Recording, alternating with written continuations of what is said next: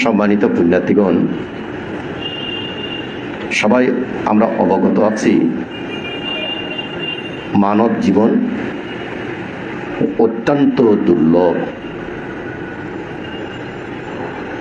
জন্মান্তরের পুণ্যের হেতুতে দুর্লভ মানব জীবন প্রাপ্ত হয়েছেন। এখন প্রশ্ন হচ্ছে, আমরা কি শুধুমাত্র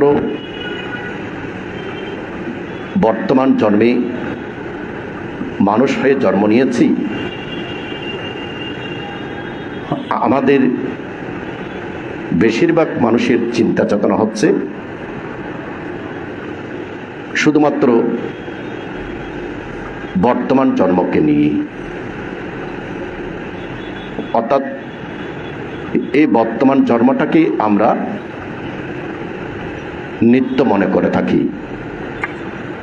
বর্তমান জন্মটাকেই আমি এবং আমার মনে করে থাকি। বর্তমান জন্মটাকে নিত্য মনে করতে গিয়ে বর্তমান জন্মটাকে আমি আমার মনে করতে গিয়ে আমার যে অতীত জন্ম ছিল সেটা আমাদের চিন্তা চেতনাতে আসে না। মহাকারণিক ধর্মরাজ বুদ্ধের উক্তি অনুসারে আমরা প্রত্যেকে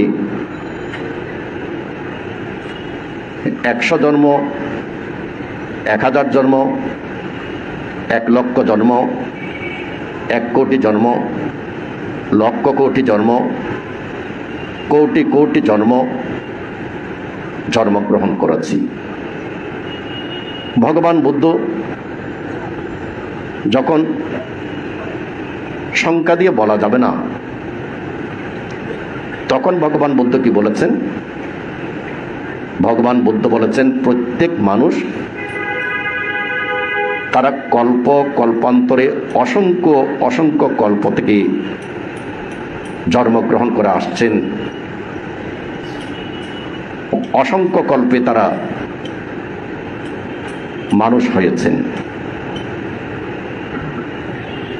এখন কল্প কি? সম্মানিত পুণ্যার্থীগণ, আপনারা প্রত্যেকে জানেন, তবু আপনাদের স্মৃতিশক্তিটাকে আরো প্রখর করার জন্য বলছি, কল্প কি সেটা একমাত্র উদাহরণ দ্বারা বোঝানো সম্ভব। ভগবান বুদ্ধ বলেছেন, 1 যোজন দৈর্ঘ্য, 1 যোজন প্রস্থ এবং 1 যোজন উচ্চতা সম্পন্ন শক্ত পাথর, যে পাথরের মধ্যে কোনো ফাঁক নেই, সেই শক্ত পাথর খণ্ডকে যদি 1 মাস পর পর একখানা কাপড় দ্বারা ঘর্ষণ করা হয়, ভগবান বুদ্ধ বলেছেন সেই পাথরখণ্ড ক্ষয় হয়ে যাবে, কিন্তু কল্প শেষ হবে না। 1 যোজন দৈর্ঘ্য মানে 10 মাইল দৈর্ঘ্য, 10 মাইল প্রস্থ, 10 মাইল উচ্চতা সম্পন্ন পাথর যদি আপনি 1 মাস পর পর একখানা কাপড় দ্বারা একবার ঘর্ষণ করেন, বুদ্ধ বলেছেন সে পাথরখণ্ড ক্ষয় হয়ে যাবে, তবু কল্প শেষ হবে না। ভগবান বুদ্ধ আরো উদাহরণ দিয়েছেন, 10 মাইল দৈর্ঘ্য, 10 মাইল প্রস্থ, 10 মাইল উচ্চতা সম্পন্ন যদি কোনো শস্যগার থাকে, যেটাকে আমরা গোলা বলে থাকি, সেই শস্যগার পরিপূর্ণ থাকবে। সেখান থেকেই মাসে 1টি করে শস্য তুলবেন। ভগবান বুদ্ধ বলেছেন সে 10 মাইল দৈর্ঘ্য, 10 মাইল প্রস্থ, 10 মাইল উচ্চতা শস্যাগার একসময় শেষ কল্প জন্মগ্রহণ করে করে আসছি। অসংখ্য কল্পে আমরা মানুষ হয়েছি। ভগবান বুদ্ধ আরো একটা উদাহরণ দিয়েছেন। সন্তান যখন জন্ম নেয় তখন মায়ের দুধ পান করে। অসংখ্যবার জন্ম নিতে গিয়ে আমরা যত মায়ের দুধ পান করেছি, সে মায়ের দুধগুলোকে যদি একত্রিত করা হয়, ভগবান বুদ্ধ বলেছেন যে 4টা মহাসমুদ্রের জলের চেয়েও বেশি মায়ের দুধ আমরা পান করেছি। তাহলে দেখুন, আমরা অসংখ্যবার জন্মগ্রহণ করেছি। এই যে অসংখ্য কল্পের মধ্যে অসংখ্যবার জন্মগ্রহণ করেছি আমরা, অসংখ্য জন্মের পরে এই বর্তমান জন্ম, অসংখ্য জন্মের সংস্কারের ফলে আমার আপনার বর্তমান জন্ম। এখন এই অসংখ্য জন্মের সংস্কারের ফলে আপনার আমার যে বর্তমান জন্ম, প্রশ্ন হচ্ছে সে জন্মটা কি সুখকর নাকি সে জন্মটা দুঃখজনক? বর্তমান জন্মটা কি সুখজনক নাকি দুঃখজনক? সম্মানিত পুণ্যার্থীগণ, অতীতে যে অসংখ্যবার জন্মগ্রহণ করেছি, প্রত্যেকটা জন্ম ছিল দুঃখজনক। ঠিক তারই ধারাবাহিকতায় বর্তমান জন্ম দুঃখজনক। ভগবান বুদ্ধ বলেছেন, অতীতে আমরা অসংখ্যবার জন্মগ্রহণ যে দুঃখ প্রাপ্ত হয়েছি, দুঃখ প্রাপ্ত হওয়ার পরে আমাদের চোখ দিয়ে যে জল পড়েছে, সেই জলগুলোকে যদি একত্রিত করা হয়, তাহলে আমরা অসংখ্য কল্পের মধ্যে অসংখ্যবার জন্মগ্রহণ করলেও প্রতিটা জন্মটা হচ্ছে দুঃখ দুঃখ দুঃখ। এবং এই দুঃখের কারণেই আমাদের চোখ থেকে যে জল পড়েছে, সেই জলগুলো 4টা মহাসমুদ্রের জলের চেয়েও বেশি হবে। সম্মানিত পুণ্যার্থীগণ, এখন নিজেকে একটু চিন্তা করে দেখুন তো, বর্তমান জন্মটা কি সুখজনক নাকি বর্তমান জন্মটা দুঃখজনক? হয়তো অনেকে বলবেন, ভান্তে আমরা স্ত্রী পুত্র কন্যা নিয়ে, টাকা পয়সা ধন সম্পত্তি নাতিপতি নিয়ে সব কিছুতে পরিপূর্ণ হয়ে ভান্তে আমরা সুখী আছি, ভান্তে আমরা সুখী আছি। তখন যদি আপনাকে সরাসরি আমি প্রশ্ন করে থাকি, টাকা পয়সা ধন সম্পদ গাড়ি বাড়ি নাতিপতি সব কিছু আছে, কিন্তু আপনি দুশ্চিন্তা মুক্ত হয়ে বসবাস করেছেন কয়টা দিন? যদি এই প্রশ্নটা আপনাকে করি, টাকা পয়সাও আছে, ধন সম্পদও আছে, গাড়ি বাড়িও আছে, নাম যশ খ্যাতিও আছে, সব আছে, কিন্তু আপনি দুশ্চিন্তা মুক্ত কিনা? তখন সঙ্গে সঙ্গে উত্তর আসবে কি, বান্তে দুশ্চিন্তা নিয়ে বসবাস করি। সম্মানিত পুণ্যার্থীগণ, ভগবান বুদ্ধ বলেছেন, মানুষের চিত্ত কোনো না কোনো বিষয় ছাড়া থাকতে পারে না, যেটাকে বলা হয় কোনো না কোনো আলম্বন ছাড়া থাকতে পারে না। এখন আমাদের চিত্ত কোন আলম্বনে, কোন বিষয়ে অবস্থান করে? যদি আপনি নিজেকে একটু পরিমাপ করেন তাহলে দেখবেন যে আমাদের চিত্ত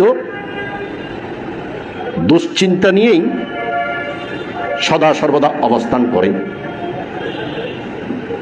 হয় অতীতের চিন্তা নতুবা ভবিষ্যতের চিন্তা, এই দুইটা নিয়েই আমরা অবস্থান করি। ভগবান বুদ্ধ সেখানে বলেছেন, প্রত্যেক অন্ধ পৃথকজন মানুষ তারা হয় অতীতের চিন্তা নিয়ে আছে নতুবা ভবিষ্যতের চিন্তা নিয়ে বসবাস করে। এখন প্রত্যেক মানুষ যে এই অতীতের চিন্তা এবং ভবিষ্যতের চিন্তা নিয়ে বসবাস করে, সেই চিন্তাগুলো কি? সেই চিন্তাগুলো হচ্ছে তৃষ্ণাযুক্ত চিন্তা।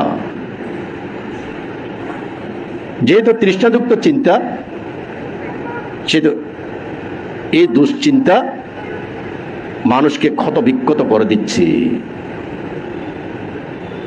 নাম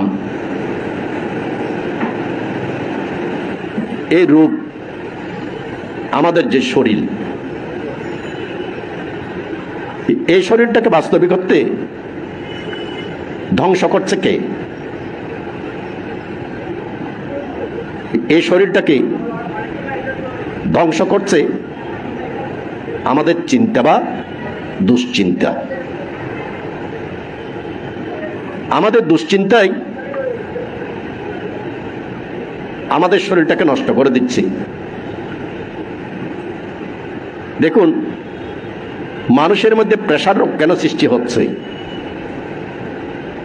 মানুষের মধ্যে ডায়াবেটিস রোগ কেন সৃষ্টি হচ্ছে? মানুষ কেন রাত্রে ঘুমাতে পারে না? কেন ঘুমের ওষুধকে মানুষকে ঘুমাতে হয়?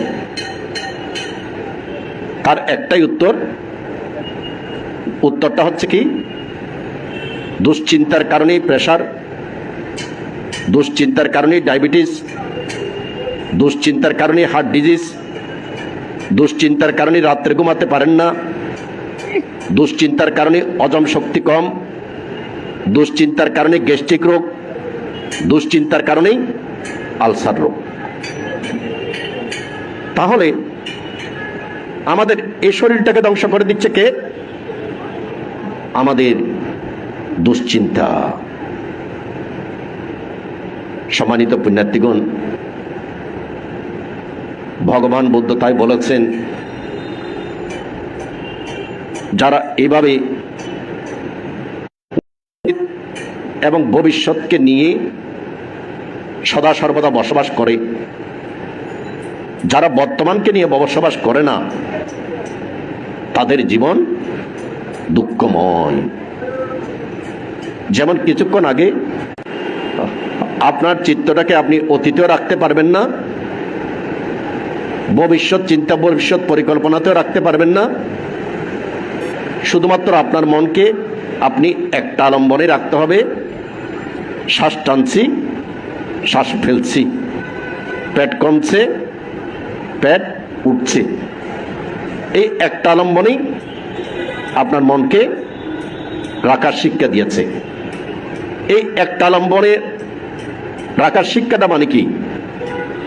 আপনাকে শিক্ষা দিচ্ছে যে জন্ম জন্মান্তর আমরা অতীতকে নিয়ে ভবিষ্যৎকে নিয়ে বসবাস করতে করতে আমি কিংবা আমরা নিজকে কখনো দর্শন করিনি।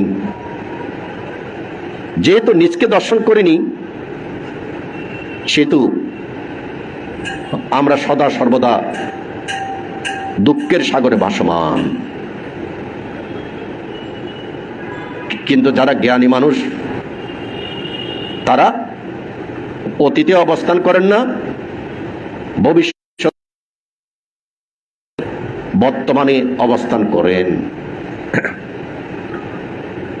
যেমন ধরুন, বর্তমানে এখন আপনারা ধর্ম দেশনা শুনছেন, যদি আপনার চিত্তটাকে পরিপূর্ণভাবে দেশনা শুনতে শুনতে যদি মন এদিকে চলে যায় ওদিকে চলে যায়, মনের মধ্যে যদি কামাচ্ছন্দ আছে, স্ত্রীর কথা, ছেলের কথা, মেয়ের কথা, নাতির কথা, পতির কথা, ব্যবসার কথা, বাণিজ্যের কথা, আয় উন্নতির কথা, যদি এভাবে কামাচ্ছন্দ আসে, তাহলে আপনার চিত্ত বর্তমানে না থেকে কামাচ্ছন্দ নিবারণ দ্বারা আবিষ্ট হয়ে মন বর্তমান থেকে সরে গেছে। ধর্মদেশনা শুনছেন, এখন মন একবার এদিক যাচ্ছে, একবার ওদিকে যাচ্ছে, উদ্দেশ্য কুকুচ্ছ দ্বারা আক্রান্ত হলো। যখন চিত্ত উদ্দেশ্য কুকুচ্ছ দ্বারা আক্রান্ত হলো, তখন আপনার চিত্ত আর বর্তমানে নেই। অর্থাৎ ধর্মদেশনা শুনছেন ঠিক, আপনি বসে আছেন ঠিক, কিন্তু আপনার মন উদ্দেশ্য কুকুচ্ছ দ্বারা আক্রান্ত হয়ে অন্যদিকে চলে গেছে। বসে আছেন, বসে থাকতে থাকতে হঠাৎ করে ঘুম চলে আসছে, এই তো ঘুমাচ্ছে, দেখাও যাচ্ছে। কেন? কারণ কি? দেশনা শুনতে বসেছেন, ঘুম আসছে কেন? তিনমিদ্যা পঞ্চ নিবারণ আক্রান্ত করেছে, আপনার চিত্তটাকে বর্তমান থেকে সরিয়ে তিনমিদ্যা দ্বারা আবিষ্ট করে আপনার চিত্তটাকে এখানে রাখলো না, বর্তমানে রাখলো না। ঠিক এভাবে পঞ্চ নিবারণ দ্বারা আক্রান্ত হয়ে আপনি ধর্মদেশনা এক মনে এক ধ্যানে শুনতে পাচ্ছেন না। কিন্তু যারা জ্ঞানী মানুষ, তারা বাইরে দর্শন না করে, অতীত দর্শন না করে, ভবিষ্যতের কথা চিন্তা না করে বর্তমানের মধ্যে নিবিষ্ট থাকেন। যিনি বর্তমানের মধ্যে নিবিষ্ট থাকেন, তার ভিতরে কখনো দুশ্চিন্তা উদিত হয় না। বর্তমানের ভিতরে চিত্তকে রাখতে পারেন। বর্তমানের মধ্যে চিত্তকে রাখলে, নির্দিষ্ট আলম্বনের মধ্যে চিত্তকে যদি রাখতে পারে, তাহলে অকুশল উৎপন্ন হচ্ছে না। যেই যাই আসুক না কেন, আপনি সেটাকে গ্রহণ করছেন না। সেজন্য আপনাদেরকে আরেক ধাপ উপরে গিয়ে শিক্ষা দিয়েছে। ধরুন শরীরের মধ্যে কোনো জায়গায় ব্যথা লাগছে, ব্যথা প্রচণ্ড হয়ে গেছে, তখন আপনি চিত্তটাকে ব্যথাতে নিয়ে যান। অর্থাৎ চিত্তটাকে বারবার আলম্বনের মধ্যে রাখা। যখন আলম্বনের মধ্যে রাখবেন, তখন আর অকুশল উৎপন্ন হচ্ছে না। যারা জ্ঞানী, এভাবে কায়ানুপাসনা, বেদানানুপাসনা, চিত্তানুপাসনা, ধম্মানুপাসনার মাধ্যমে তারা মার্গফলে উপনীত হন। যখন মার্গফলে উপনীত হন, তখন তাদের মধ্যে আর কোনো দুশ্চিন্তা থাকে না। এক। দ্বিতীয়ত, মার্গফলে উপনীত হননি, কিন্তু আপনি সদা সর্বদা সজাগ। আপনি কোনো অকুশলকে প্রবেশ করতে দিচ্ছেন না। যেহেতু আপনার চিত্ত অতীতে এবং বর্তমানে নেই, অতীতে এবং ভবিষ্যতে নেই, বর্তমানে বিরাজ করছে, তাই আপনি অপ্রমাদেনা স্মৃতি সহকারে আছেন। যখন আপনি অপ্রমাদেনা হয়ে আছেন, তখন নতুন কোনো আসবা সৃষ্টি হতে পারছে না, বরং পুরানো আসবাগুলো আস্তে আস্তে ক্ষয়প্রাপ্ত হবে।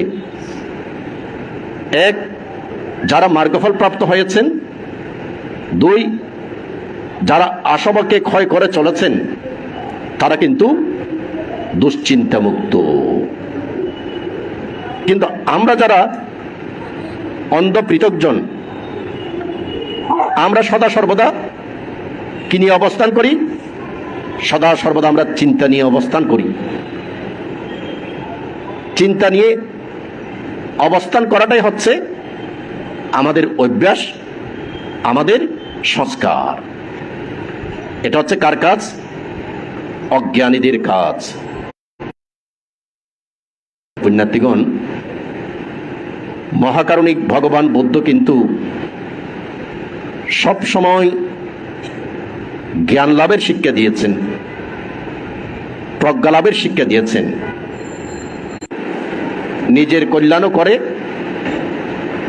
পরিবারের কল্যাণও করে, পরের কল্যাণও করে, জ্ঞাতিগণের কল্যাণও করে, অনন্ত চক্রবালের সকল সত্যগণের কল্যাণ করে। করবেন না, পরিবারের ক্ষতি করবেন না, জ্ঞাতিগণের ক্ষতি করবেন না, সকল সত্যগণের ক্ষতি করবেন না। সে কারণে যারা জ্ঞানী তারা কি করেন? দানকর্ম, শীলকর্ম, ভাবনাকর্ম সম্পাদন করেন। যারা জ্ঞানী তারা দশবিধ কুশল কর্ম, দশবিধ সম্পাদন করেন। যখন একজন মানুষ দানকর্ম করেন, শীলকর্ম করেন, ভাবনা কর্ম করেন, তখন সেই মানুষ পরের কোনো, যদি জ্ঞানী হয়ে থাকেন তিনি কি করেন?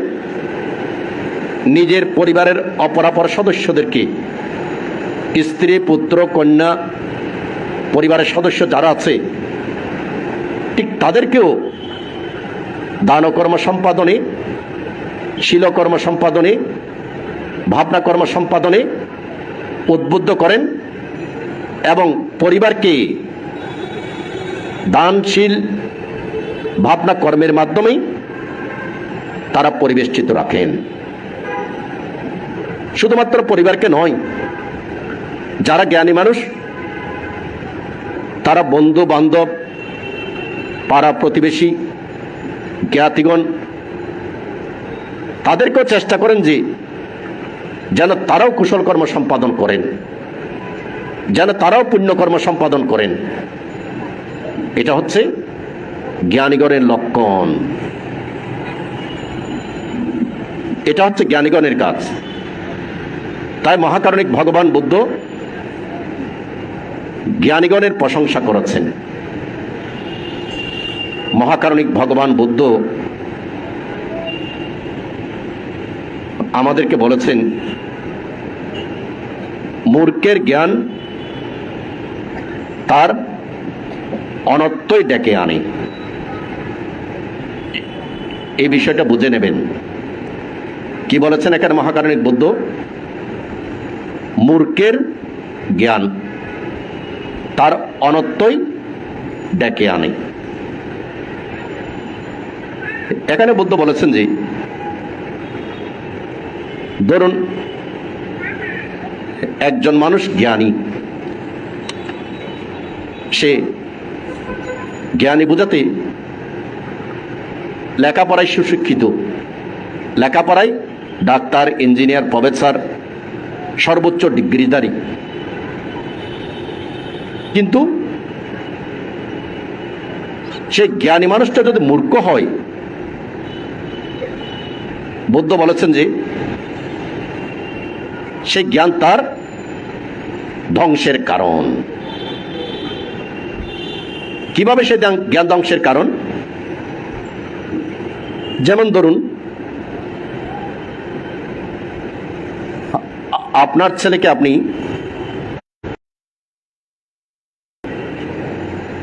যখন থেকে মুখ দিয়ে শব্দ বের হয়েছে ঠিক তখন থেকে সর্বোচ্চ চেষ্টা করেছেন লেখাপড়ায় শিক্ষিত করার জন্য। এখন আপনি সর্বোচ্চ শিক্ষায় শিক্ষিত হলো, ধরুন আমাদের বুয়েট থেকে ইঞ্জিনিয়ারিং পাশ করেছে, কিংবা ঢাকা বিশ্ববিদ্যালয় থেকে সর্বোচ্চ ডিগ্রিধারী হয়েছে। এখন বুয়েট থেকে ইঞ্জিনিয়ারিং পাশ করার পরে ধরুন আমেরিকা থেকে গিয়ে পিএইচডিও নিয়েছে, কিংবা যে কোনো কান্ট্রি থেকে পিএইচডি নিয়েছেন। নেওয়ার পরে ভালো সার্ভিস অর্থাৎ আত্মিকভাবে তিনি অনেক সফল। এখন আপনার সন্তান আমেরিকা থেকে পিএইচডি নিয়ে আর্থিকভাবে অনেক সফল হয়েছে, তাকে বিয়ে করালেন। বিয়ে করার পরে সে তার বউকে নিয়ে আমেরিকাতে চলে গেল। আমেরিকাতে গিয়ে নিজের স্ত্রীকে নিয়ে মহাসুখে আছে, শিক্ষিত, কিন্তু মা বাবা কি করছে সে খবরটা রাখে না। যখন মা বাবা কি করছে সে খবরটা রাখে না, মা বাবা অসুস্থ কিনা, মা বাবা সুস্থ কিনা, মা বাবা খেতে পারছে কিনা, মা বাবা সুখে আছে কিনা, মা বাবা দুঃখে আছে কিনা, এ খবরটা রাখছে না। ভগবান বুদ্ধ সে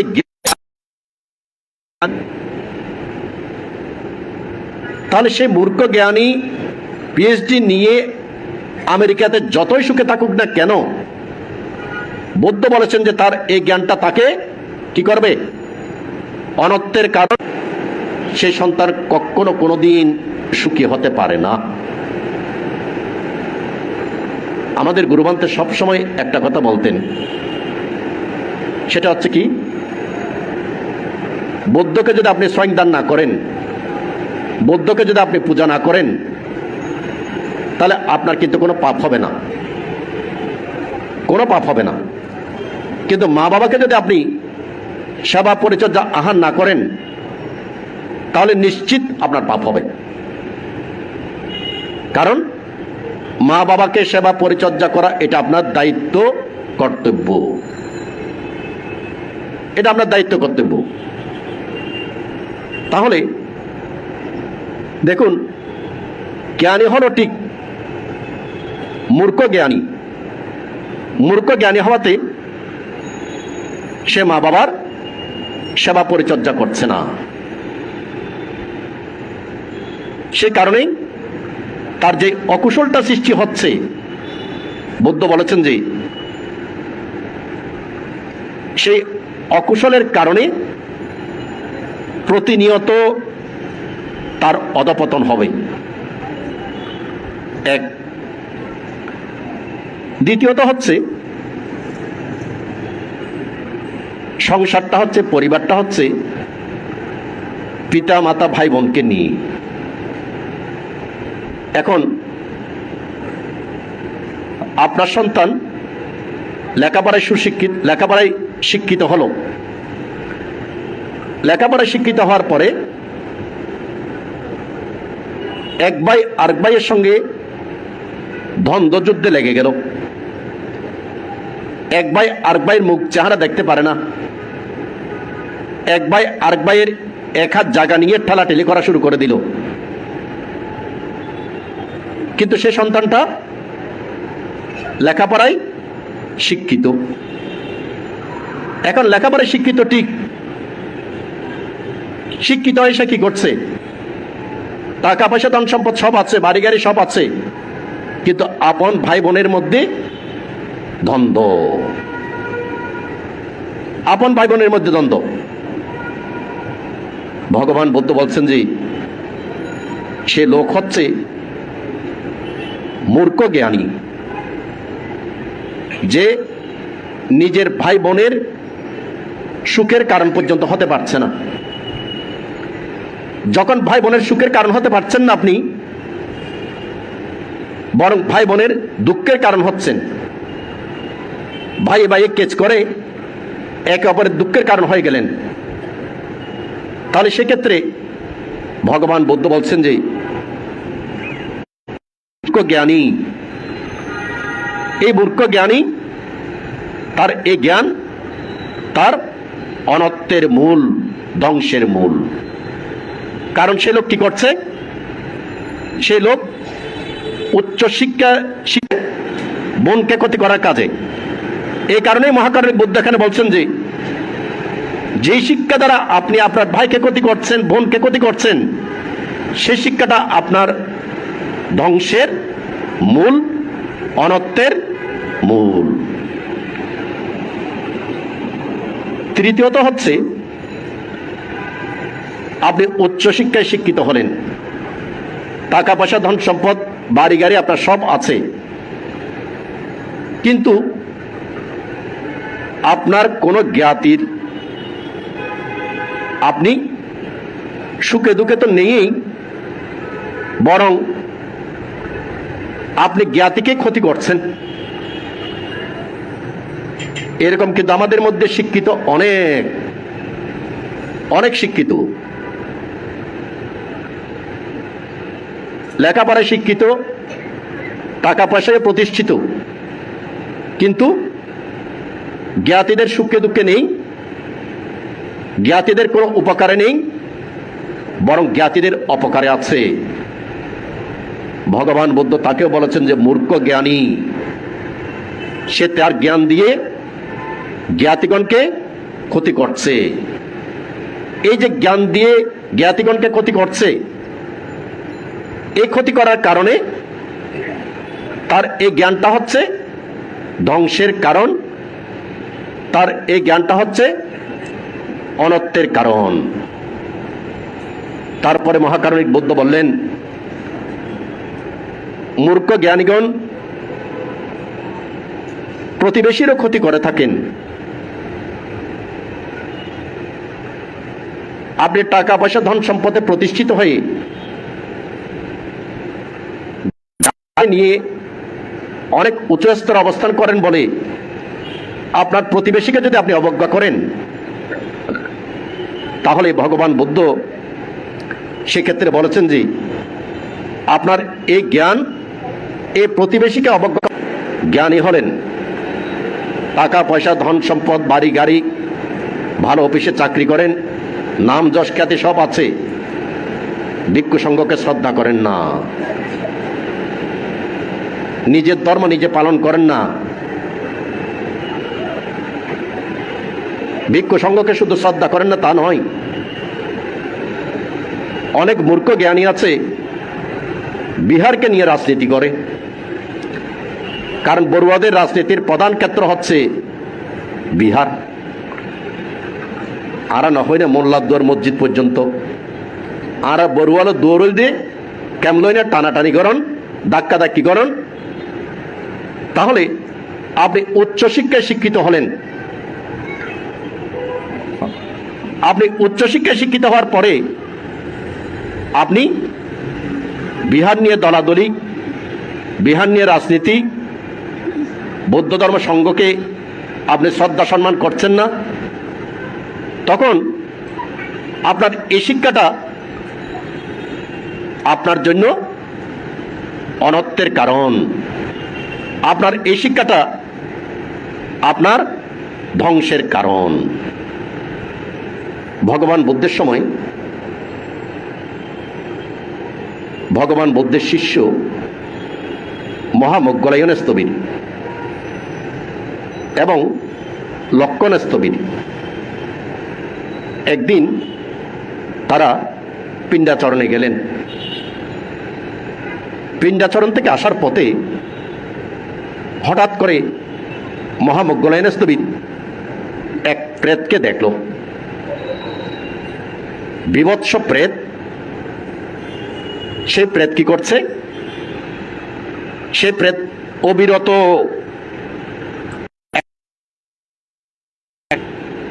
শক্ত পাথরখণ্ড দিয়ে নিজের মাথায় আঘাত করছে। মহামোগ্গলায়ন স্থবির ভালো করে দেখলেন বিশাল প্রেত। কেন সে প্রেত হলো? দ্বিতীয়ত দেখলেন যে প্রেত হওয়ার পরে সে নিজের মাথায় আঘাত করছে কেন? এখন তিনি দেখলেন যে এই প্রেত অতীত জন্মে মানুষ ছিল, তার ভিতরে একটা গুণ ছিল। সে গুণটা হচ্ছে কি, যেমন ধরেন অনেকে আছে ভালো শিকারী, তার শিকারটা হচ্ছে কিরকম, সে যে কোনো পাথরখণ্ড দ্বারা যে কোনো জিনিসকে সে ঠিক ঠিক দূরের জিনিসগুলোকে লাগাতে পারে।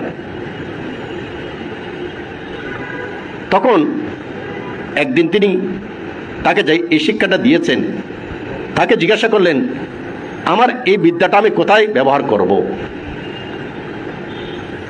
তখন তিনি বললেন যে, দেখো, কোনো অবস্থাতেই কোনো মানুষকে আঘাত করবে না।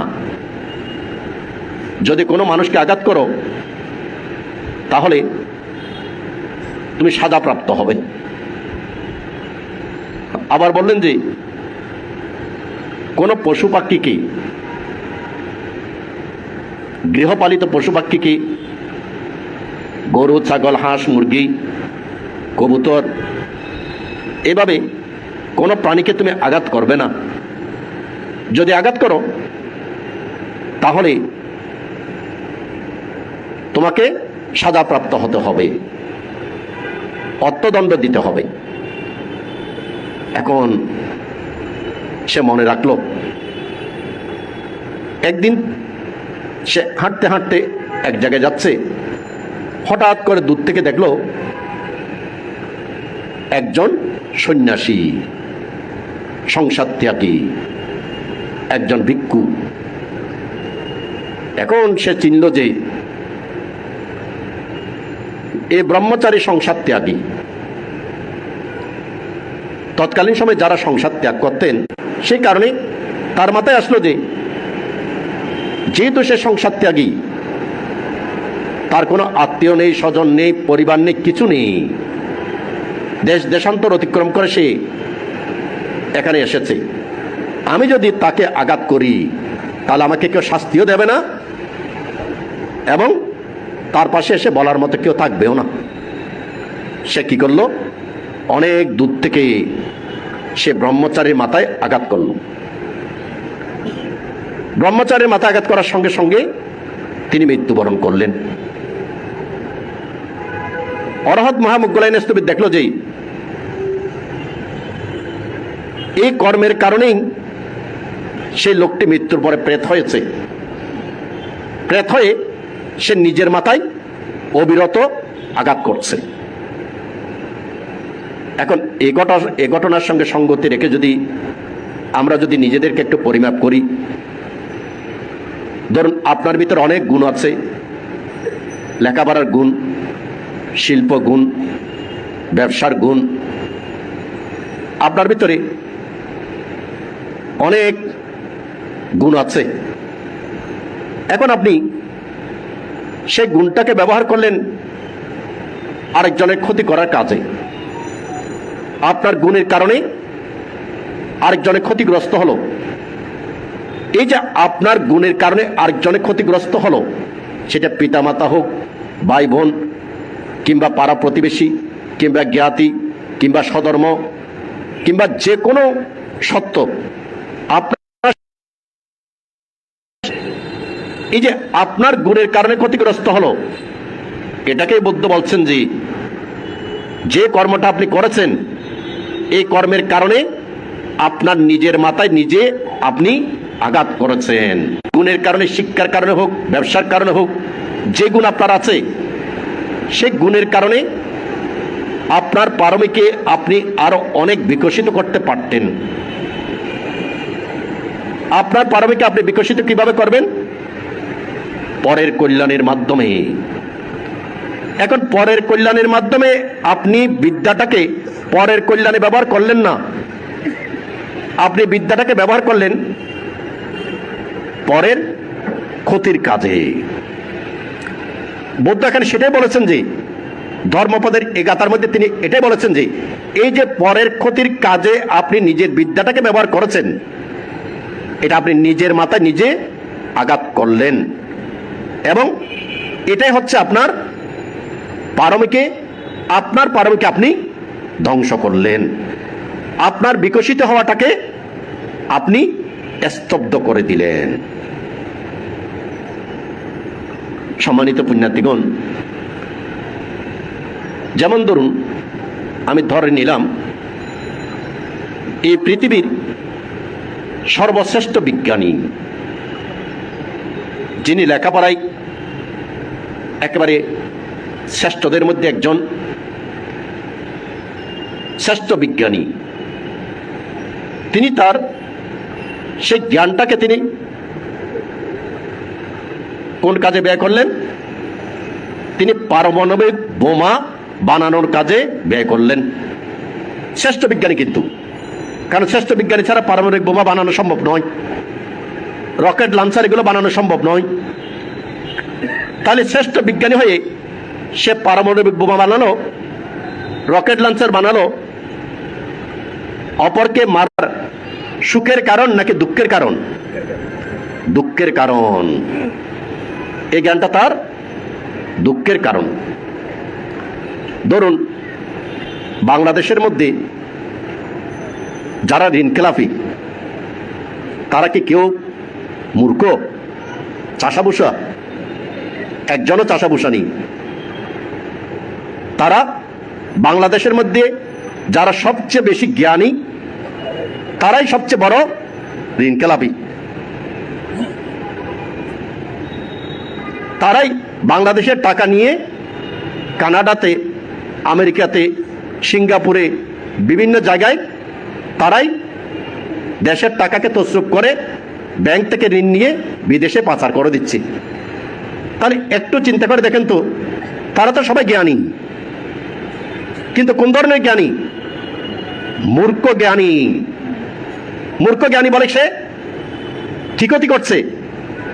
মাকে ক্ষতি করছে। মাকে, মাকে, কোন মাকে? দেশ হচ্ছে মা। কি বলি আমরা? মাতৃভূমি। তাহলে এই দেশের টাকা পয়সা, ধন সম্পদগুলো নিয়ে বিদেশে সে পাচার করে, সে স্ত্রী পুত্র নিয়ে মহাসুখে থাকতে চায়, কিন্তু কিভাবে? ঋণখেলাপি হয়ে। তাহলে যে দেখুন, এই বাংলাদেশে যত ঋণখেলাপি আছে সবাই কিন্তু শিক্ষিত, মূর্খ কেউ নেই।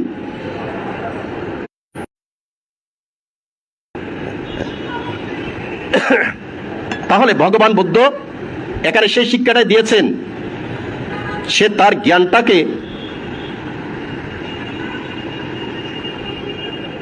সে তার জ্ঞানটাকে এই কর্মের বিভাগ সে পাবে, নিঃসন্দেহে পাবে। সম্মানিত পুণ্যার্থীগণ, এতক্ষণ পর্যন্ত যেগুলো বললাম সেগুলো হচ্ছে কি? সেগুলো হচ্ছে আমরা যারা অন্ধ পৃথকজন, আমরা নিজেদেরকে যারা শিক্ষিত বলে দাবি করি, আমরা যারা প্রতিষ্ঠিত, এই শিক্ষাটাকে যদি আমার মা বাবার সুখের জন্য, ছেলে মেয়ের সুখের জন্য, ভাই বোনের সুখের জন্য, জ্ঞাতিগণের সুখের জন্য, পাড়া প্রতিবেশীর সুখের জন্য, স্বধর্মের কল্যাণের জন্য যদি এই জ্ঞানটাকে ব্যবহার করি, তাকে বলা হচ্ছে কি? জ্ঞানী। আর যদি আমার এই জ্ঞানটাকে আমি মা বাবার সুখের জন্য ব্যবহার না করি, ভাই বোনের সুখের জন্য যদি ব্যবহার না করি, পাড়া প্রতিবেশীর সুখের জন্য যদি ব্যবহার না করি, জ্ঞাতিগণের সুখের জন্য যদি ব্যবহার না করি, ধর্মের সুখের জন্য যদি ব্যবহার না করি, তাহলে ভগবান বুদ্ধ বলেছেন তাকেই মূর্খ জ্ঞানী। এবং ভগবান বুদ্ধ বলেছেন যে এই সকল মূর্খ জ্ঞানীগণ হচ্ছে অত্যন্ত ভয়ঙ্কর। এই সকল মূর্খ জ্ঞানীগণ, তার জ্ঞান তার ধ্বংসের কারণ। সম্মানিত পুণ্যার্থীগণ, ঠিক একই বিষয়ে ভগবান বুদ্ধ আমাদেরকে আবার শিক্ষা দিয়েছেন। কিরকম শিক্ষা দিয়েছেন? যেমন ধরুন, পরম শ্রদ্ধেয় ভান্তের আহ্বানে, আদেশে, বলবো না, ভান্তের আদেশে বৎসরে একবার ধর্ম দেশনা করতে আসি এখানে। আসার সময় আপনারা পুষ্প দিয়ে পূজা করেন, অর্থাৎ আপনারা আমাকে বাস্তবিক অর্থে শীল সমাধি প্রজ্ঞার কারণে, শীল সমাধি প্রজ্ঞাটা হচ্ছে কি? জ্ঞান। শীল সমাধির প্রজ্ঞাটা হচ্ছে জ্ঞান। এখন আপনারা আমাদেরকে যখন স্বয়ং দান করেন তখন অনেক পরিকল্পনা করেন, বানতে কোনটা খেতে চাই, যেটা খেতে চাই সেটা আপনারা তৈরি করার চেষ্টা করেন, করেন না? করেন। কেন?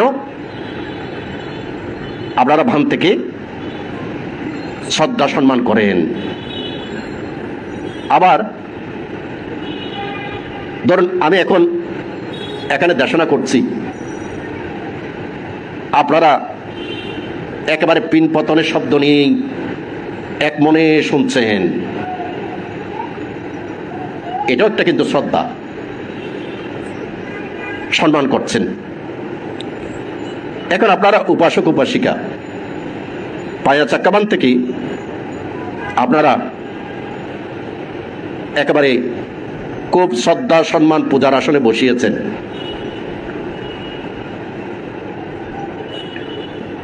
এখন শ্রদ্ধা সম্মান পূজার আসনে বসানোর কারণে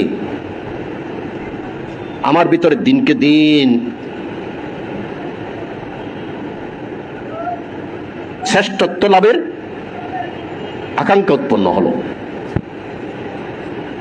যদিও এখানে এই বিষয়টাতে বুদ্ধ বলেছেন হে ভিক্ষু, তবে বুদ্ধের যে কোনো উপদেশ কিন্তু ভিক্ষুদেরকে দিলেও এটা কিন্তু সবার ক্ষেত্রে সমান প্রযোজ্য। এখন পরে আমার মনের মধ্যে কি উৎপন্ন হলো? আমার মনের মধ্যে উৎপন্ন হলো যে হ্যাঁ, এখানে 10 জন ভিক্ষু আছে, আমি তাদের চেয়ে শ্রেষ্ঠ। মনের মধ্যে আবার আসছে যে আমি যা বলছি তা শুনতে হবে আপনাদেরকে। এবার মনের মধ্যে আসছে যে আমি সব কাজ করছি, তো আমি বিভিন্ন জায়গায় ধর্ম দেশনা দিচ্ছি, আমি বিহার তৈরি করছি, আমি সেতু তৈরি করছি, রাস্তা তৈরি করছি, আমি করছি তো। এখন এইভাবে আমি বিহার তৈরি করছি তো, আমি দেশনা করছি তো, আমাকে শ্রদ্ধা সম্মান করছে তো। এখন আমার আকাঙ্ক্ষা দিনকে দিন বৃদ্ধিপ্রাপ্ত হচ্ছে। বৃদ্ধিপ্রাপ্ত হতে হতে আমার মনের মধ্যে আরো শ্রেষ্ঠত্ব, আরো বড় হতে ইচ্ছা করছে, এবং সব মানুষ আমার বশবর্তী হোক, এইরূপ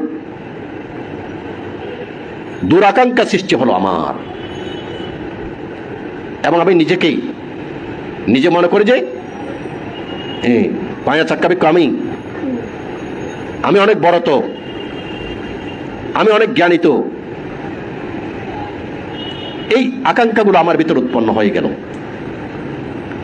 ভগবান বুদ্ধ বলল যে হে ভিক্ষু, তোমার ভিতরে যে দুরাকাঙ্ক্ষা সৃষ্টি হয়েছে, এই দুরাকাঙ্ক্ষাটা মানে কি?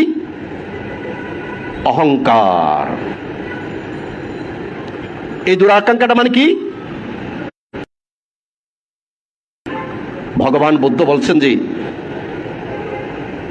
এই ভিক্ষুর মধ্যে যে দুরাকাঙ্ক্ষা সৃষ্টি হয়েছে, যে অহংকার সৃষ্টি হয়েছে, এই অহংকারটা কিন্তু মানবলতার মতো বাড়তেই থাকবে, এটার কমবে না। বলল যে হে ভিক্ষু, তোমার এই জ্ঞানটাই হচ্ছে তোমার ধ্বংসের মূল। তোমার এই জ্ঞানটাই হচ্ছে তোমার ধ্বংসের মূল। কেন? তোমার এই জ্ঞানটা তখন মূর্খের জ্ঞান। কার জ্ঞান? মূর্খের জ্ঞান। হে ভিক্ষু, তোমার ভিতরে যখন মূর্খের জ্ঞান উৎপন্ন হয়েছে, দুরাকাঙ্ক্ষা সৃষ্টি হয়েছে, তুমি যখন সবকিছুতে আমি করছি, এটা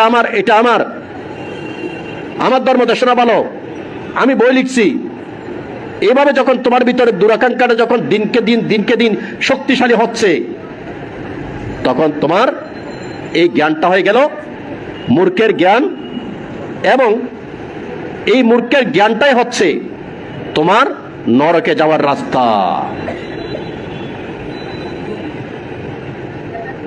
সম্মানিত পুণ্যার্থীগণ, তাহলে দেখুন ভগবান বুদ্ধ কিন্তু এখন আমাকে শিক্ষা দিচ্ছেন যে, কি শিক্ষা দিচ্ছেন?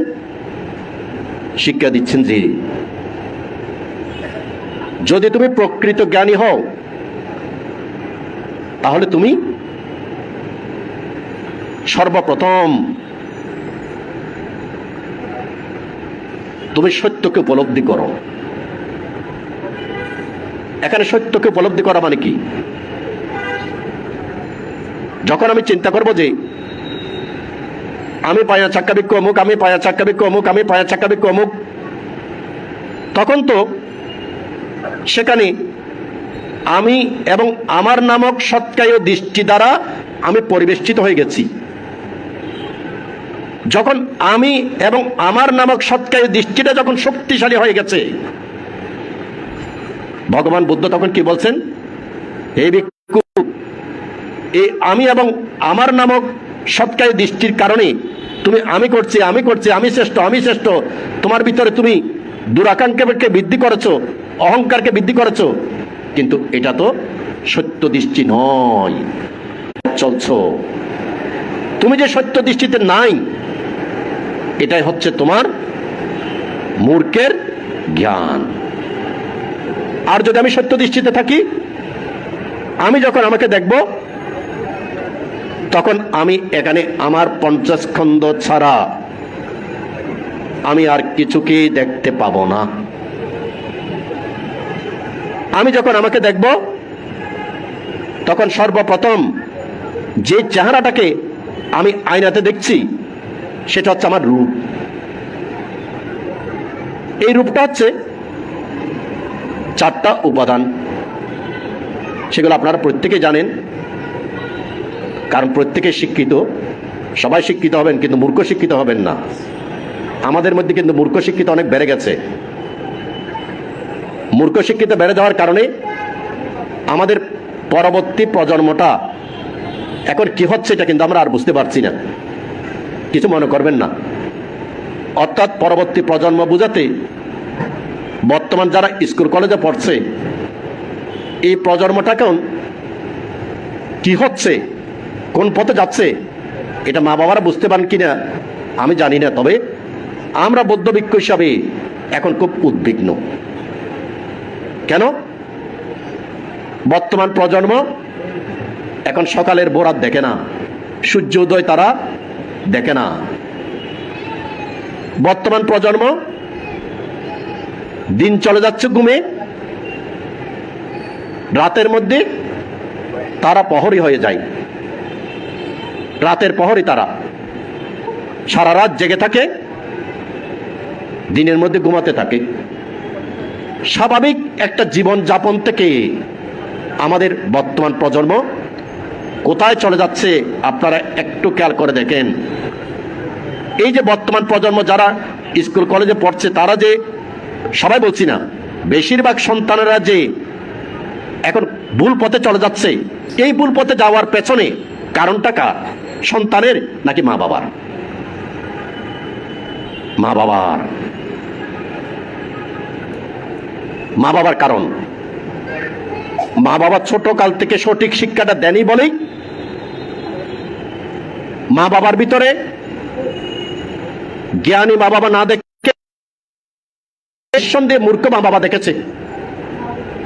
আপনার সন্তান যখন আপনার সন্তানের সম্মুখে যখন আপনার দোষ উদ্ভাসিত হয়, মনে করেন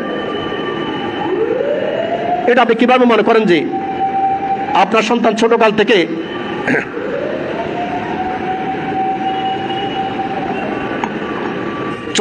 আপনার সন্তান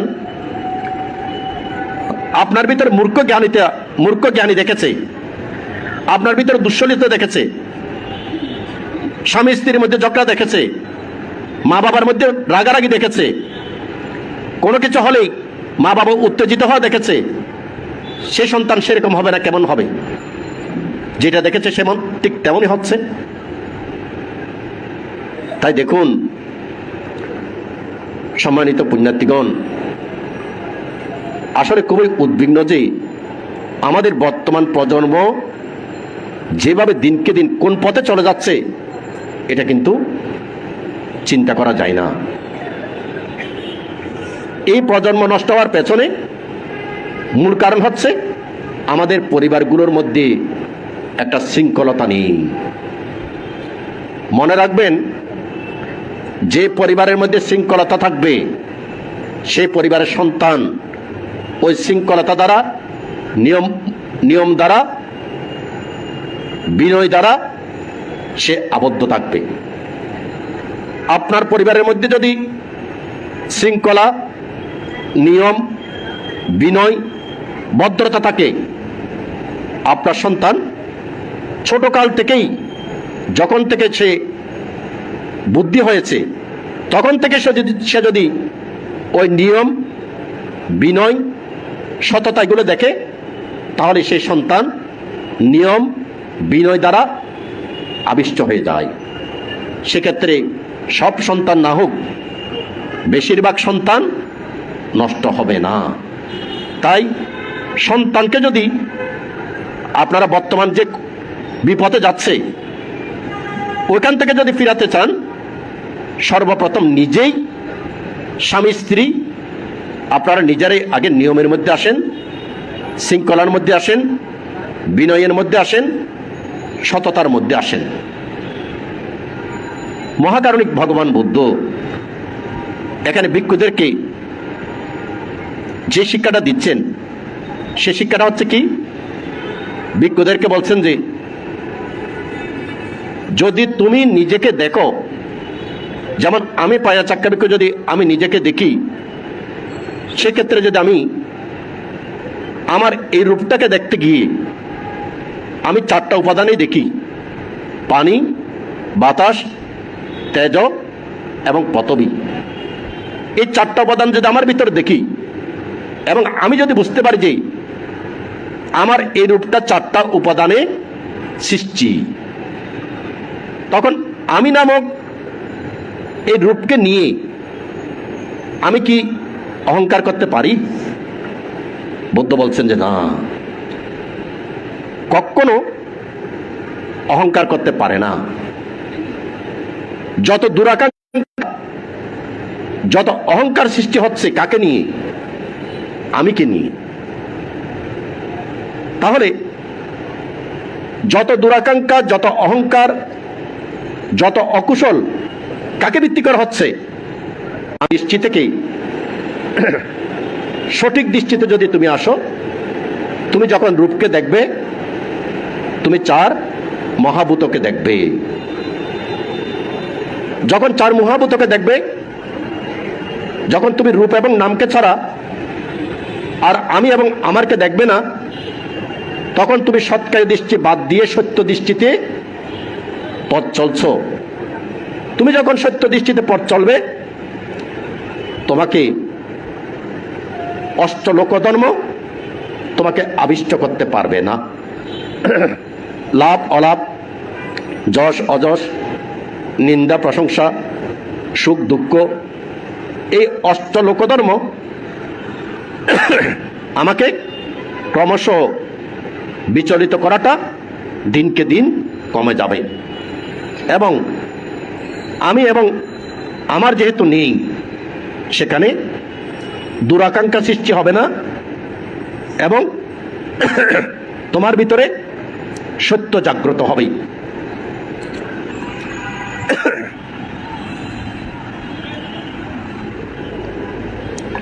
যখন তোমার ভিতরে সত্য জাগ্রত হবে, তখন তুমি প্রকৃত জ্ঞানী। তোমার সেই জ্ঞানটাই হবে তোমার জন্য কল্যাণকর। তোমার সেই জ্ঞানটাই হবে তোমাকে যারা শ্রদ্ধা সম্মান করছে তাদের জন্য কল্যাণকর। তোমার সেই জ্ঞানটাই হবে বুদ্ধ শাসনের জন্য কল্যাণকর। সম্মানিত পুণ্যার্থীগণ, তাহলে দেখুন এখানে ভগবান বুদ্ধ গৃহীদেরকে বলেছেন কি, মূর্খ জ্ঞানী হইও না। আবার আমাদেরকে বলছে কি, মূর্খ জ্ঞানী হইও না। মূর্খ জ্ঞানী হলে সে জ্ঞান তোমাকে ধ্বংস করবে, আর প্রকৃত জ্ঞানী হলে সে প্রকৃত জ্ঞান তোমার জন্য কল্যাণকর হবে, সবার জন্য কল্যাণকর হবে। সম্মানিত পুণ্যার্থীগণ, দেখুন, আপনারা প্রত্যেকে জন্ম জন্মান্তরের অনেক পুণ্যের প্রভাবে কিন্তু মানুষ হয়েছেন, যে অনেক পুণ্য আপনাদের। কিন্তু একটা ক্ষেত্রে আমরা ভুল করি। সে ভুলটা হচ্ছে কি, আমার পুণ্যটাকে, আমার পারমিটাকে যদি আমি সংরক্ষণ করার চেষ্টা না করি, তাহলে সেই পুণ্য পারমি কি হবে? ধ্বংস হবে। যেমন ধরুন, একজন মানুষ, তিনি ধরুন 40 বছর চাকরি করলো, কিংবা 40 বছর ব্যবসা করলো। 40 বছর চাকরি ব্যবসা করার পরে সে অডেল ধন সম্পত্তির মালিক হলো, গাড়ি বাড়ির মালিক হলো। এখন সে কি করলো? এই 40 বছর যে চাকরি করেছে, অডেল ধন সম্পত্তির মালিক হয়েছে, সে সম্পত্তিগুলোকে সে সুরক্ষিত করলো না। সে সম্পত্তিগুলোকে যদি সুরক্ষিত না করে, 40 বছরের ধন সম্পদ চলে যেতে 3 বছরও লাগবে না, লাগবে 3 বছর লাগবে না। তাহলে সে কারণে কি করেন? আমাদের অর্জিত ধন সম্পদটাকে আমরা কি করি? সংরক্ষণ করি। ঠিক মহাকারণিক বুদ্ধ বলছেন যে আমরা দুর্লভ মানব জীবন লাভ করেছি। দেবলোকের মধ্যে দেবগণ যখন চ্যুত হয়, তখন চ্যুত হওয়ার সময় হলে তাকে নন্দনবন উদ্যানের মধ্যে নিয়ে আসে। নন্দনবন উদ্যানের মধ্যে নিয়ে এসে সব দেবতারা বলে যে শ্রেষ্ঠ ভূমিতে জন্ম নাও, শ্রেষ্ঠ ভূমিতে জন্ম নাও। শ্রেষ্ঠ ভূমি কোনটা? মনুষ্য ভূমি। দেখুন, দেবলোকের দেবতারা বলছে যে শ্রেষ্ঠ ভূমিতে জন্ম নাও। শ্রেষ্ঠ ভূমিটা হচ্ছে এই মনুষ্য ভূমি। আমরা সেই শ্রেষ্ঠ ভূমিতে জন্ম নিয়েছি, যেখানে বোধিসত্ত্বগণ বরপ্রাপ্ত হতে হয়। বরপ্রাপ্ত হওয়ার পরে আবার সম্যক সম্বুদ্ধ হতে হবে এই মনুষ্য ভূমিতে, সেই বুদ্ধ গয়াতে। তাহলে অগ্রশ্রাবক বলেন, মহাশ্রাবক বলেন, উপাধিপ্রাপ্ত অরহত বলেন, তারা প্রত্যেকে কিন্তু বুদ্ধের নিকট থেকে বরপ্রাপ্ত। ওই বরটা কোথায় প্রাপ্ত হয়েছেন? ব্রহ্মলোকে, দেবলোকে, নাকি অন্য লোকে, নাকি মনুষ্যলোকে? মনুষ্যলোকে এসে বরটা প্রাপ্ত হয়েছেন। আবার 4 অসংখ্য লক্ষাধিক কল্প পারমী পূরণ করার পরে, 1 অসংখ্য লক্ষাধিক কল্প পারমী পূরণ করার পরে কেউ বুদ্ধ হয়েছেন, কেউ সারিপুত্র হয়েছেন, কেউ মহামুগ্গলায়ন হয়েছেন, কেউ 1 লক্ষ কল্প পারমী পূরণ করে, কেউ অরহত মহাকাশ্যপ হয়েছেন, কেউ লাভিশ্রেষ্ঠ শিবলী হয়েছেন। কোথায়? ব্রহ্মলোকে, দেবলোকে, নাকি মনুষ্যলোকে? মনুষ্যলোকে। তাহলে সেই শ্রেষ্ঠ ভূমিতে জন্ম যে নিয়েছেন, আপনার পারমী কতটুকু? আপনার পারমী সম্ভার অনেক বেশি। আবার কোন সময় জন্ম নিয়েছেন? যখন, তাহলে আপনার জন্ম জন্মান্তর যে পারমী, সেই পারমিটাকে আপনি কি সুরক্ষিত করবেন না? সেই পারমিটাকে যদি সুরক্ষিত না করেন, সেই পারমিটা কিন্তু ধ্বংস হবে। একটু চিন্তা করে দেখুন, সমাধিজ্ঞান প্রাপ্ত হয়নি? সমাধিজ্ঞান প্রাপ্ত হয়েছেন, কিন্তু তার সেই সমাধি জ্ঞানকে, সেই পুণ্যটাকে, সেই পারমিটাকে সে নষ্ট করে ফেলেছে। অজাতশত্রু যদি সর্বপ্রথম বুদ্ধের নিকট আসতেন, প্রথম দেশনাতে তিনি অরহত হতেন। এত পারমী ছিল, এত পারমী সে নষ্ট করে ফেলেছে। মহাধনী সৃষ্টি, যার 180 কোটি ধন সম্পদ ছিল, বুদ্ধ বলেছিলেন এই মহাদানী সৃষ্টি যদি প্রথম বয়সে আমার কাছে আসতো, আমার দেশনা শোনার সঙ্গে সঙ্গেই অরহত হতেন। সে মহাধনী সৃষ্টি সব ধন সম্পদ হারিয়ে শেষে রাস্তার মধ্যে মৃত্যুবরণ করে অপায়ে জন্মগ্রহণ করেছে। কেন? জন্ম জন্মান্তরের পারমিকে সুরক্ষিত করেনি। জন্ম জন্মান্তর পারমিটাকে সুরক্ষিত করেনি, নষ্ট করে ফেলেছে। আপনারা টাকা পয়সা, ধন সম্পদ, গাড়ি বাড়ি, সোনা রূপা, মণি মুক্তা, এগুলোকে কিন্তু আপনারা খুব সুন্দর করে সুরক্ষিত রাখার চেষ্টা করেন, খুব ভালোভাবে সুরক্ষিত রাখার চেষ্টা করেন। কিন্তু তার চেয়ে অমূল্য সম্পদ হচ্ছে আপনার জন্ম জন্মান্তরে পারমি। সেই পারমিটাকে কিন্তু আপনি পঞ্চশীল বঙ্গের মাধ্যমে টাকা পয়সা, ধন সম্পদ, মণিমুক্ত, সোনা রূপা, গাড়ি বাড়ি, এগুলোকে কিন্তু জীবন দিয়ে রক্ষা করেন, জীবন দিয়ে রক্ষা করেন। সদা সর্বদা এগুলো রক্ষা করার জন্য আপনি সদা সজাগ। বাড়িতে যখন রাত্রে ঘুমাতে যান তখন চারিদিকে দেখেন কোনো চোট্টর আসতে পারে কিনা। কেন? আপনার সম্পত্তিগুলোকে আপনি কি করছেন? রক্ষা করছেন। কিন্তু ওই সকল সম্পত্তি আপনার জীবদ্দশাতেই আপনার নিকট থেকে চলে যাবে, জীবদ্দশাতেই চলে যাবে। বুঝাতে মানুষ যখন জরাগ্রস্ত হয়ে যায়, ব্যাধিগ্রস্ত হয়ে যায়, যখন রোগাগ্রস্ত হয়ে যখন বিছানায় শুয়ে থাকে, তখন সে টাকা পয়সা, ধন সম্পদ, গাড়ি বাড়ি, তাকে কি কোনো রক্ষা করতে পারে? পারে না, পারে না। মৃত্যুর সময় যখন আসে তখন কোনো সন্তান কি বলে, বাবা তোমার ব্যাংকের মধ্যে এত কোটি টাকা আছে, তুমি সেটা স্মরণ করো। বাবা তোমার ছেলে ডাক্তার, ইঞ্জিনিয়ার, তুমি এটাকে স্মরণ করো। তোমার লকারের মধ্যে এত বড় স্বর্ণ আছে, তুমি এগুলো স্মরণ করো। এগুলো স্মরণ করে করে তুমি মরো। এগুলো কোনো সন্তান কি করে? না, করে না। কি বলে, বাবা তুমি বুদ্ধ হয়ে গেছো, এটাকে স্মরণ করো। নবপণ্ডিত বিহারে তুমি দান করেছো, এটাকে স্মরণ করো। কঠিন সিবত দান করেছো, এটাকে স্মরণ করো। ধ্যানে বসেছো, এটাকে স্মরণ করো। পুণ্য কর্মগুলোকে স্মরণ করাই যে, আপনার পুণ্য পারমিটাকে স্মরণ করাই যে। তাহলে মৃত্যুর সময় যে পুণ্য পারমিটা আপনাকে সুগতি ভূমিতে উৎপন্ন করাবে, সেই পুণ্য পারমিটাকে আপনারা এখন কি করছেন? আপনারা এখন কায়িক, বাচনিক, মানসিকভাবে মিথ্যা কথা বলার মাধ্যমে, পঞ্চশীল বঙ্গের মাধ্যমে আপনার পারমিকে আপনি কি করছেন? নষ্ট করে দিচ্ছেন। আপনার পারমিকে আপনি নষ্ট করে দিচ্ছেন। ভগবান বুদ্ধ তাই বলেছেন যে, হে মূর্খ মানুষ, তোমার নিজের পারমি তোমার পাবে। কেন? মৃত্যুর সময় ওটাই হচ্ছে আশ্রয় স্থল। ওই পুণ্যের কারণেই দেবলোক ব্রহ্মলোক পাবে। আবার এই পুণ্যই ওয়াবাহাং অত তোমাকে বহন করে কোথায় নিয়ে যাবে? নির্বাণে নিয়ে যাবে, নির্বাণে নিয়ে যাবে। তাহলে দেখুন, যে পুণ্যকর্ম আপনাকে এই জন্মে সুখ দেবে, যে পুণ্যকর্ম আপনার যখন জরাগ্রস্ত, ব্যাধিগ্রস্ত হয়ে যখন বিছানায় শুয়ে থাকবেন, তখন একমাত্র আশ্রয় হচ্ছে সেই পুণ্যকর্ম। যখন মৃত্যুর সময় সর্বশেষ আশ্রয় হচ্ছে ওই পুণ্যকর্ম। সেই পুণ্যকর্মগুলোকে, সেই পারমিগুলোকে আপনারা কেন ধ্বংস করছেন?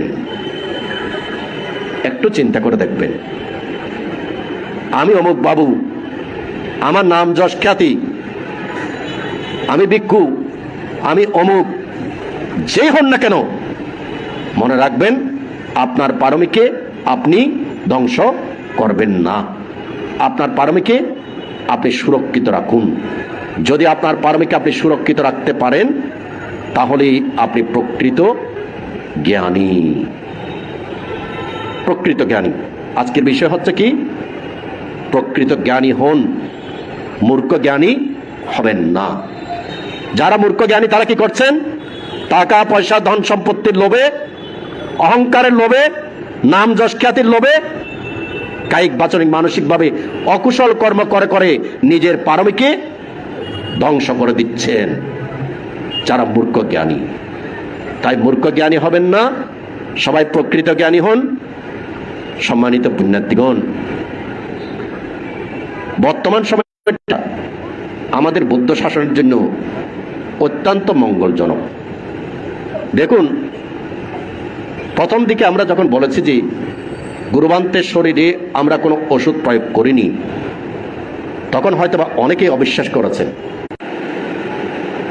পরিপূর্ণভাবে লকডাউন, যতই ফরমালিন ইউজ করা হোক না কেন, ফরমালিন বডি 1 বছর 2 বছরের উপরে থাকে না, সেটা জ্বলন্ত প্রমাণ হচ্ছেন আপনারা।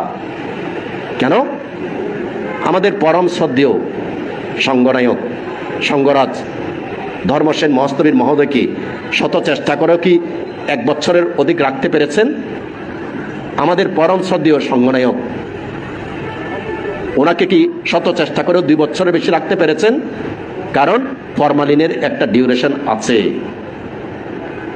আর যদি বলেন যে গুরবান থেকে মমি করা হয়েছে, তাহলে মমি করতে হলে মমির প্রক্রিয়া অবশ্যই থাকতে হবে, অবশ্যই থাকতে হবে। যেমন পরম শ্রদ্ধেয় বনবান থেকে মমি করে রাখা হয়েছে, মমির প্রক্রিয়া আছে ওখানে। থাইল্যান্ড থেকে পরিপূর্ণ চিকিৎসক দল গিয়ে যে বাক্সটার ভিতরে রেখেছেন ওটা মমির প্রক্রিয়াধীন। কিন্তু গুরবান থেকে যারা দেখেছেন, তিনি পালঙের মধ্যে শুয়ে আছেন, পালঙের মধ্যে শুয়ে আছেন। তাহলে পালঙের মধ্যে শুয়ে থাকা ফরমালিন দিয়ে প্রিজার্ভ করলেও তো আপনাকে এয়ারটাইট বাক্সে রাখতে হবে। সেই কারণে বর্তমানে 3 বছর 7 মাসে দেশ বিদেশ থেকে অনেক পরীক্ষা নিরীক্ষা চালানো হয়েছে এবং সর্বজন স্বীকৃত যে গুরুবান্তের পবিত্র শরীরে কোনো ওষুধ প্রয়োগ করা হয়নি। গুরুবান্তের ধর্মের অচিন্তনীয় গুণ প্রভাবে আছেন। এই যে গুরুবান্তের ধর্মের অচিন্তনীয় গুণ প্রভাবে আছেন, এটা হচ্ছে আমাদের বৌদ্ধ শাসনের জন্য কল্যাণকর। আমরা তেরোবাদী বলে অহংকার করি, এই তেরোবাদীর উৎকৃষ্ট উদাহরণ হচ্ছে এই গুরুবান্তে। শীল সমাধি প্রজ্ঞার অচিন্তনীয় গুণ প্রভাবে 3 বছর 7 মাস নয়, 100 বছর 1000 বছর রাখলেও গুরুবান্তের শরীর আর কিচ্ছু হবে না।